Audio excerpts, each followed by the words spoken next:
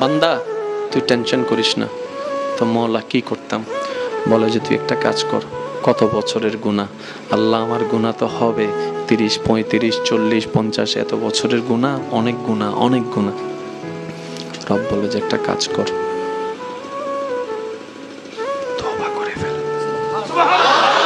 রব বলে যে বান্দা তুই গিয়া কর, তওবা কর।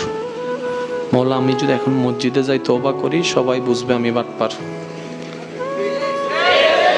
বলবে যে নিশ্চয়ই কোনো ঘটনা ঘটাইছে, রাইতে 3টা বাজে আসছে মসজিদে কান্না করতে, কিছু একটা তো বেজাল আছে। মওলা আমার ইজ্জতে লাগবে।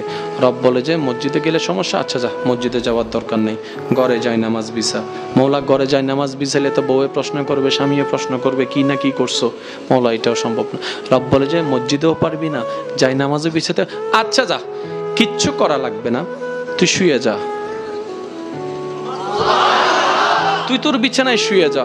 মওলা পাশে তো আমার স্বামী আছে, পাশে তো আমার বউ আছে, পাশে তো আমার বন্ধু আছে, পাশে তো আমার ভাই আছে, পাশে তো আমার মা বাবা আছে, তারা যদি শুনে ফেলে। রব বলে যে কিচ্ছু শুনবে না, তুই শুধু মন থেকে একবার বলবি মওলা ভুল করেছি, মাফ করে দাও, আমি রব ওইখান থেকে তোকে মাফ করে দিব। আওয়াজটা কাউকে শুনতে দিব না, কারণ আমি চাই না আমার কোনো বান্দা বেইজ্জত হোক, আমি চাই না আমার কোনো বান্দা অপমানিত হোক কারো কাছে। তোর দোষগুলো আমি গোপন করে এমনি মাফ করে দিব, ফেরেশতারও খবর হবে।